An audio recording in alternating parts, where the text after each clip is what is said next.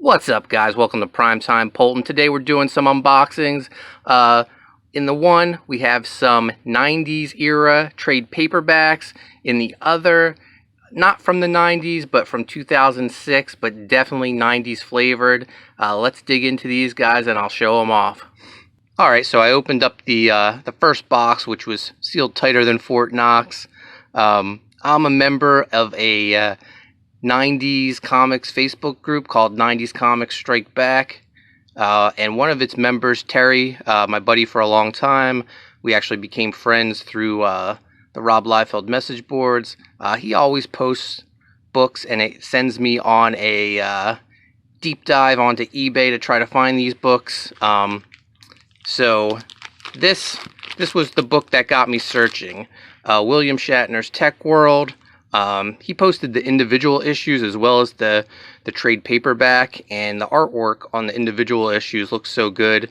So I wanted to see if I could track this down, and lo and behold, I found a seller selling it for $2, and I was like, oh, that's a steal, I have to get it. And before I checked out, because shipping was $6, but they combined shipping on multiple purchases. I said to myself, let's see what else they have, and they had a bunch of other 90s books, some I didn't even know about or even remember, like this one, Wolverine and Nick Fury, Scorpio Rising.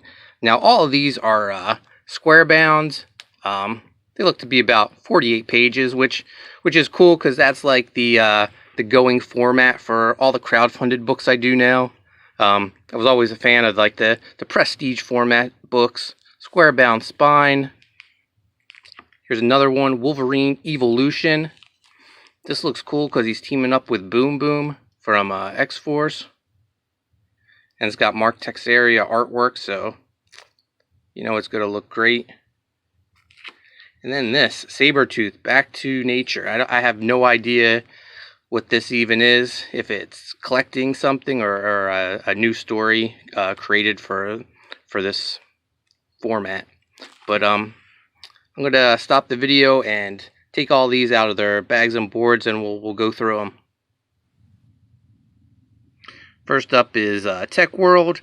Now, for $2, this book is really thick. Just off the bat, I would guess maybe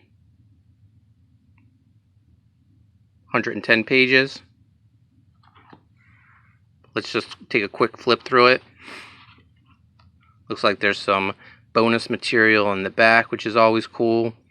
For those that don't remember, this was based off a TV show in the 90s that William Shatner starred in, as well as Greg Evigan, who was on My Two Dads and BJ and the Bear. For younger people, you have no idea what I'm talking about. But just flipping through this is cool artwork. I love it. Nothing's better than 90s comics art in my opinion. Just so much excitement in it. And it's great. Like a lot of the times these old 90s trade paperbacks are pretty cheap. All of these that I picked up were like $2 or $3. So it saves me a lot of money trying to track down the single issues.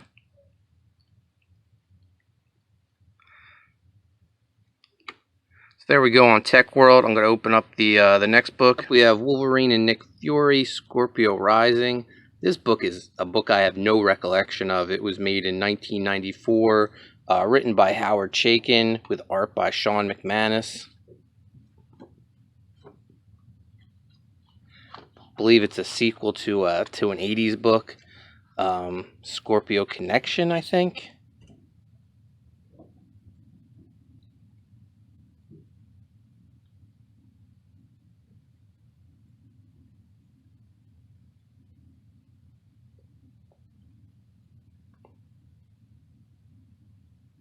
But looks pretty cool. I'll give it a read later.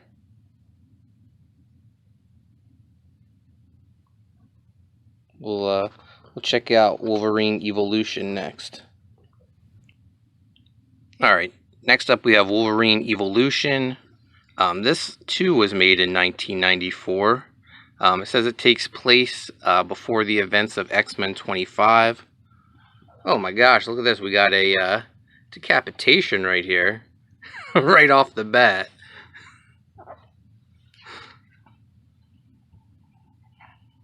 This is Mark Texeira artwork. It doesn't really look like the grittier text that I'm accustomed to from Ghost Rider back in the day. This looks like a more cleaned up 90s 90s style, I would say. I don't know how to really describe it, but the difference, the last Wolverine prestige format book we looked at, that had like a newsprint paper. This is glossy. This is nice. And you know, with text artwork, I definitely like this better than the Wolverine Nick Fury book. So this is really cool. This is a win, especially for $2. You know it's going to deliver. Alright, let's check out the Sabretooth book, which is probably the biggest mystery to me. Okay, now we have Sabretooth Back to Nature. This book was made in 1998. I have like zero recollection of it. It's not on glossy paper either. I'm just flipping it over. The artwork is pretty cool, pretty gritty looking. It's almost like what I would expect from like a Ghost Rider book in the 90s. Heavy on the blacks. I really dig the art. I don't even know who the artist is. We're flipping from the back towards the front, so it'll be a surprise. We'll find out the credits when we get to the front of the book. But man, this looks really cool. This might be my favorite of all 4 books. Kind of reminds me of if you guys remember when I flipped through my Extreme custom bound books. The artist of the Chapel series, when Chapel from Youngblood got his solo book. I want to say it was Calvin Irving was the artist. Has a gritty style like that. Who is this? Frank Terran. That's not a familiar name for me, but I'm gonna look him up later, see what else he worked on. I mean, to be honest, the whole creative team is unknowns to me. Jorge Gonzalez, the writer. But man, I think this is the coolest book out of the lot. I'm gonna, man, look forward to reading this. I got one more package left. That's the one that I said it's not from the 90s, but definitely 90s flavor to it. Alright, in the last box was the trade paperback collection of Hyperactives. Now, Hyperactives was a miniseries from back in 2006 from Alias Comics, if you guys remember that publisher. But Arcana Studio ended up picking up the rights to it when Alias went out of business, and they released this collection. This is by my buddy Clint Holinsky, who I did Sea Dog and Codename Killswitch with, as well as colorist Andrew Dahlhaus, who also worked on Sea Dog and Codename Killswitch. So yeah, Clint, I mean, for anyone who's familiar with my book Sea Dog knows Clint has a really 90s style, and this book's just like that, except it's earlier Clint, so he's a little not as polished, but this is one of my favorite things. This is a pinup of a team called Blood Force, I believe, and it looks so Liefeld-esque, homage to Bloodstrike. Very cool. We'll flip through this book. I remember this when it came out through Alias. Had a bunch of homage covers that looked like J. Scott Campbell or Jim Lee. Clint's just a great artist.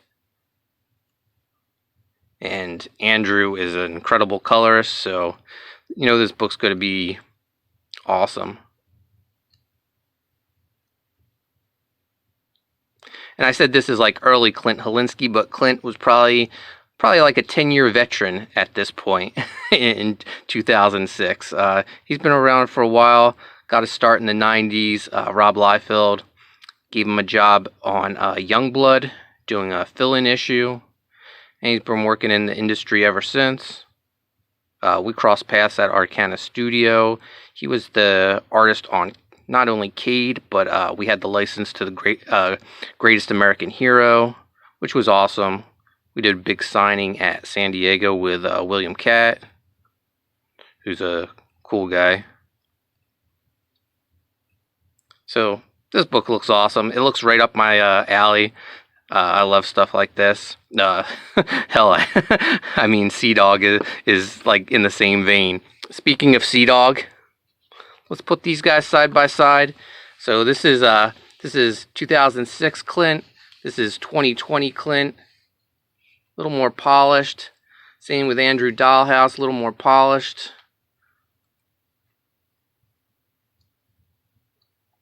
Just an awesome book that I'm super proud of. But there you go, guys. That's my 90s flavor unboxings. Hope you enjoyed them. Don't forget to subscribe to Primetime Poulton. Hit the notifications. I'll see you guys next video. Thanks for watching. Woo! Yeah, just your everyday puppy, always playing, always smiling, till the day he was given an enchanted medallion. Now he has superpowers, he can fly and do it all. If you get in trouble, then you know just who to call. I'm your dog, say I'm your dog. Ain't no problem I can't solve. I can fly, I'm super strong. I'm your dog, say I'm your dog. And I'm always on the job. Got your back, I'm your dog. Woo.